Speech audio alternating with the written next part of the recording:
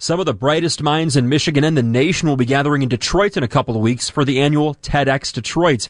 That date, Wednesday, September 18th, happening at the Wayne State Fieldhouse. It's pretty new on the campus of the university. And joining us live now with more is Terry Bean, one of the co-producers of TEDxDetroit. Terry, appreciate a few moments of your time this morning. This is being called the Day of Innovation, Inspiration, Connection as well. Attendees, what can they expect to hear?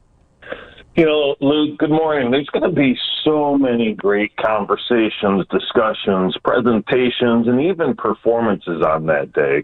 Everything from comedy, which is not necessarily new to us, but it's a little bit unique, straight up to one of the futurists from Ford Motor Company in Detroit is going to be sharing what's going on in the automotive space. We've got gamers, we've got AI. It's going to be a really interesting day for sure. So for people who might want to attend, who go to other kinds of forums and town halls and discussions, what makes these TED events a little bit more engaging and a little bit more different than your average discussion? I think it's the diversity of not only the people that are on stage, but that it's more than just the ideas shared.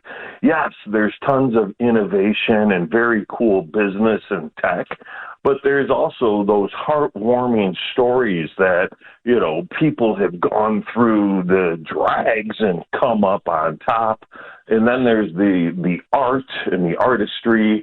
We'll have some spoken word poetry. We'll have some incredible musicians up there, do a little bit of magic.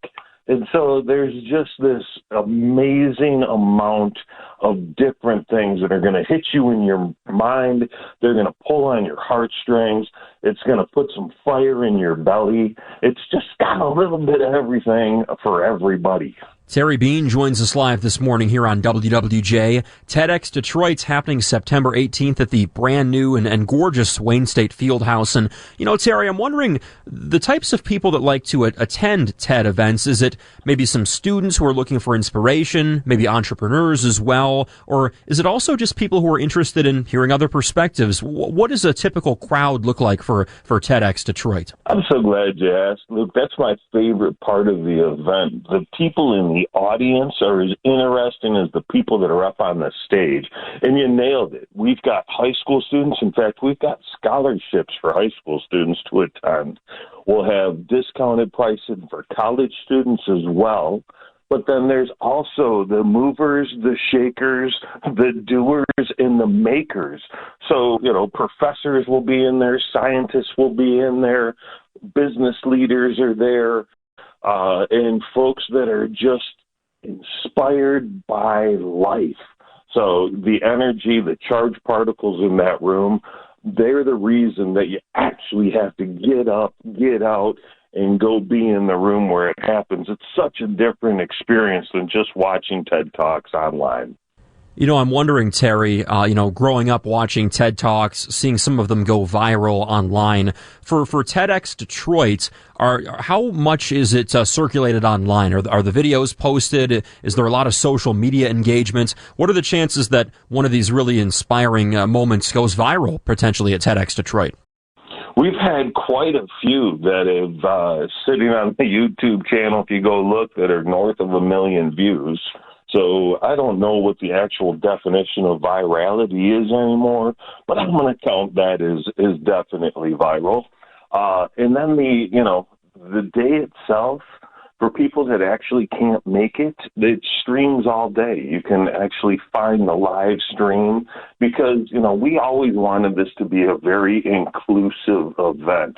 When TEDxDetroit started in 2009, many of us remember that Detroit really needed a shot in the arm. It needed a little bit of a kick. We needed that good news coming out of this city, and we needed the rest of the world to respect Detroit like those who live here do. And so that's why we always made it accessible and make sure that people could stay up to date. You can follow it on all the socials, maybe not so much TikTok, but Insta, Facebook, LinkedIn. We've got a very solid presence, and you can find us at TEDxDetroit across those channels and keep up with the information. You know, before we let you go this morning, Terry, appreciate a couple minutes here again. Is there a favorite TED Talk of all time for you? One that was extra inspiring or maybe rung a little bit truer with you maybe than other people? I think there's two that stand out. There was a spoken word poet, David Blaine. He did a poem back in 2009 or 10 called Detroit While I Was Away. And it's such a love letter to our city that is amazing. And then there was a young lady named Kate the chemist, who's actually a college professor at University of Texas, I believe, who came out and wanted to talk about creating a girl STEM army. And at the tail end of her show, she literally taught us how to breathe fire, man. And her energy was infectious. Chris Lambert from Life Remodeled spoke in 2015.